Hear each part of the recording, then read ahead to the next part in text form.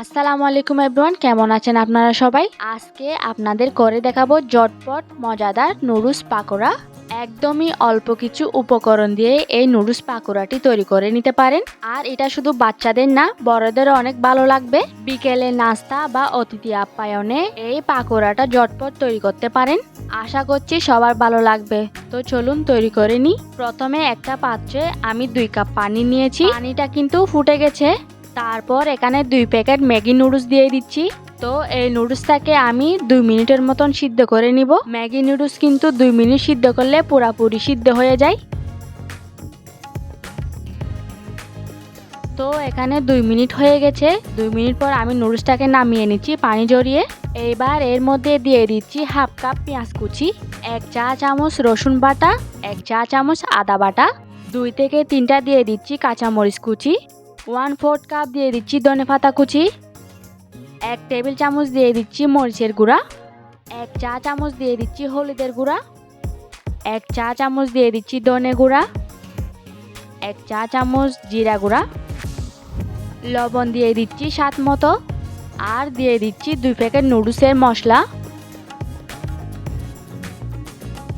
1/4 cup দিয়ে দিচ্ছি cornflour. কর্নফ্লাওয়ারটা এখানে অবশ্যই দিতে হবে নুডলসটাকে ক্রিস্পি করার জন্য। আর দিয়ে দিচ্ছি 1/4 কাপ ময়দা। তারপর এই সবগুলা মশলার সাথে নুডলসটাকে খুব ভালো করে মিশিয়ে নিতে হবে।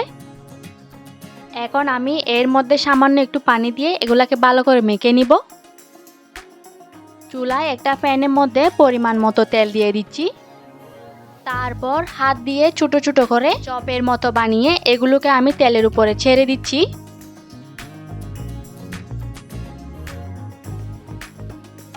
তো চুলার আঁচটাকে লো আর মিডিয়ামের মাঝামাঝি রেখে এগুলাকে লাল করে ভেজে নিতে হবে যতক্ষণ না ক্রিস্পি হয়ে যাচ্ছে।